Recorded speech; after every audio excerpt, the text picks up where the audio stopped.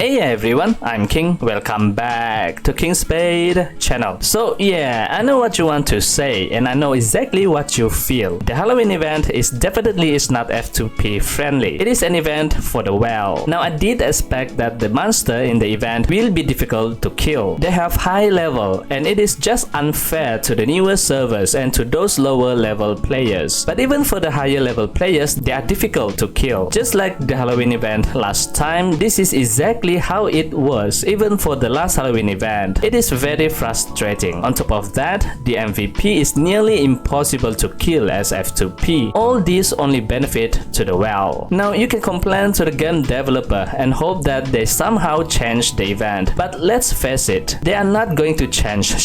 One good example is the weekly suggestion thing, which players can make a suggestion to the game moderator and they will highlight it to the game developer and hope that the suggestion will be implemented. And it has been 3 weeks since the first 10 batch of suggestions being highlighted. So now it is already 3 weeks. They should already have 30 highlighted suggestions at least. 10 suggestions every week. And guess what? Nothing happens yet. So instead of whining, I like to find solutions that is in my control. How I can make this event easy for me. To compete with the other players, I need something to kill the monsters faster, or something that I can instantly kill the monster. So number one, use the slime pad. The slime pad has the devour skill that can swallow the monsters and kill it instantly. This will help you to steal the monsters from the other players if they can't kill it fast enough. If you do not have the slime pad, this is the next thing that you can do, and this is my favorite. Switch job to the priest. The priest has the turn undead skill that can one-hit kill the undead attribute monster. Now to one-hit kill the monster, the turn undead skill can only be used on the undead monster, and not every monster in the event has undead attribute. You need to find the undead attribute monster. So after making a round and taking notes of the monster's location during the event, here are the monsters and their locations. Unfortunately, the only monster that has the undead attribute is the Wraith. So that is the only monster that you can use the turn undead skill on to one hit kill it, and it actually doesn't matter on what monster to kill. According to gamingph.com, all of the monsters will drop only one item, the water demon aura. The difference is that every monster have different drop rate. According to the table, the highest drop rate with 7.5% drop rate are the Ungai Kyo and the Wild Bird, which are, surprise surprise, the all-time favorite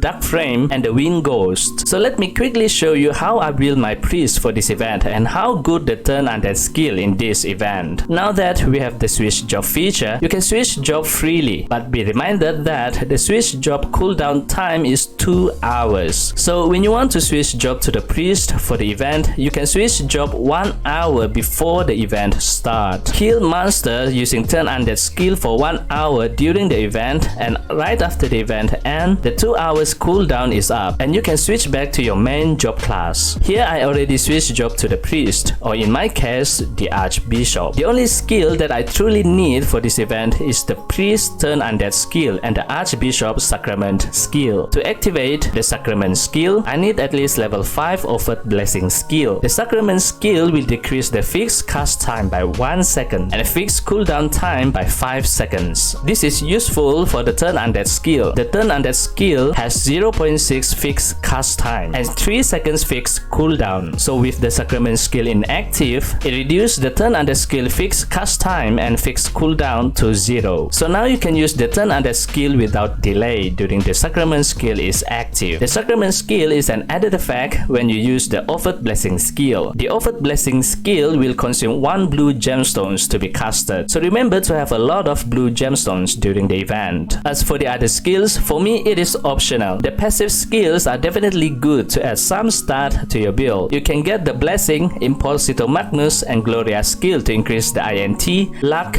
and magic attack, as the turn undead skill is affected by INT and luck stat as mentioned in the skill description. You may also want the Magnificat, Meditation and Suffragium skill to increase your SP generation and haste. You don't have to use the healing skill or defense buff skill or other offensive skill. Most of the time, the monster will be targeting other players, so you don't have to worry worry about protecting yourself. And if you are attacked or died, you can just resurrect and go back to the monster location. The aim is to one-hit kill the monster, and by switching to priest job class from your main job, I bet you will not have enough INT or power to kill the monster with the other offensive skill, so you don't have to use them. You can't kill the monster with that skill either. Now, the higher the turn undead skill level, the higher the chances to successfully one-hit kill the undead monster. So you want to use the level 10 turn undead skill. For that, I use the two-hand book weapon, as the book has the haste stat, and I use the level 25 haste accessories and talisman to have more haste. Now, you can transfer your upgrade, enchant and refine stat if you want, but after consulting to few players that play the priest, shout out to Eve and Karen for providing much helpful infos. The turn undead skill are mostly affected by INT stat, so if you have other enchant stat like strength, you don't have to transfer those stat and save your zennies. I have the dex enchant, which is helpful to get more haste, so that is useful for my priest, and basically that's it. And let's go to test it on the field, how it will look like before the real event.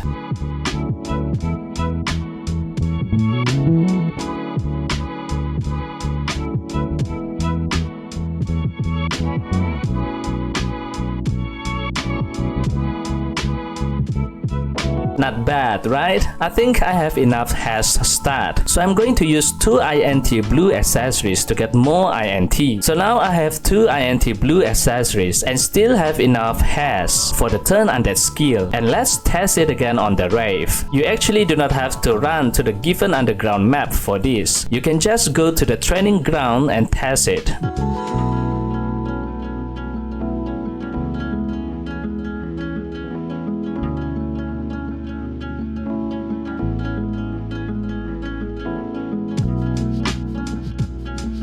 But this is looking great. So this is the expected outcome that I am hoping for the event. And now let's go to the actual event.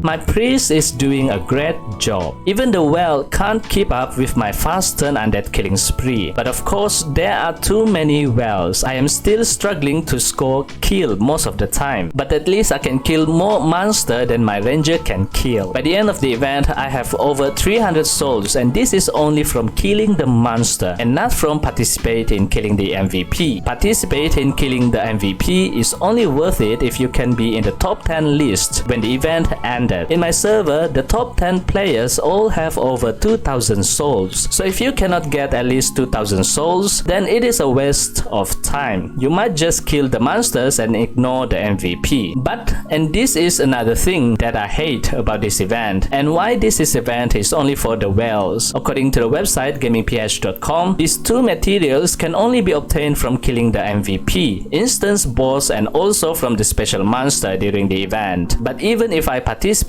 in the MVP hunt during the event, I did not get any of these materials. I only got the souls. I bet only those players that place at the top at the damage ranking will get the materials, which is not what F2P players can achieve. And these items are essential to get most of the costumes. I guess F2P will never get this costume. A foolish game design. Or maybe the only way is to hunt these special monsters. If you know the location of these monsters, please comment at the comment box below. Alright, that's it for this video. This is the easiest way that I can find that you can do to make it easy for you in this event. Of course, there are these beans that can give extra effects to your character, like increase attack speed, increase physical and magic attack, and also increase crit damage. But it means nothing if you are against the well for this event. You are no match to them. They can just one-hit kill the monster. To compete, you also need to one-hit kill the monster. And there's only one thing that can match that.